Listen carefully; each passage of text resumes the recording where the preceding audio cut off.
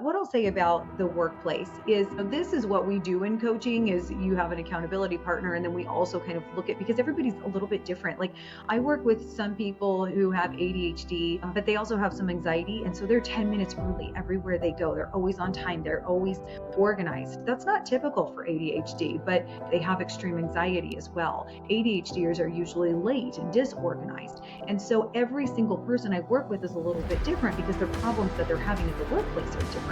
Sometimes it's like not being able to stand up and advocate for yourself or share your good ideas. Other times it's being late to everything or not hitting any of the deadlines.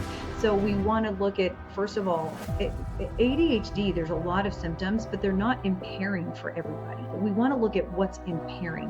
When you go in to get treatment, for example, with medication, if you just go in there and say, oh yeah, I have ADHD and there's all these things going on, you're not measuring, okay, is the ADHD working?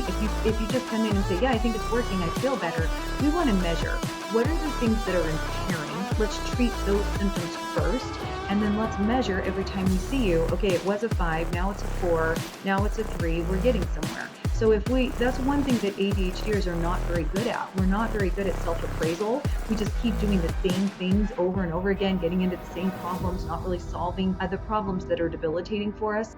We really want to focus and be organized about where do I need the help and where are my ADHD symptoms not really affecting me? We don't want to pay attention to those.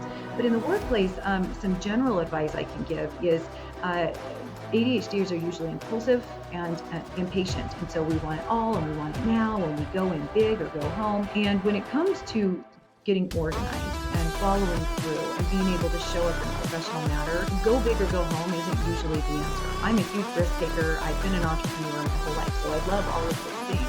But when it comes to processes and doing things that I consider to be boring or that I'm just not really interested in learning how to do, but I know that it's important for me to learn, I really think that just tackling one thing at a time, it's like this is going to be a new process that I'm going to focus on this week. And then the next week I'm going to add something else to that routine. And then the next week something else.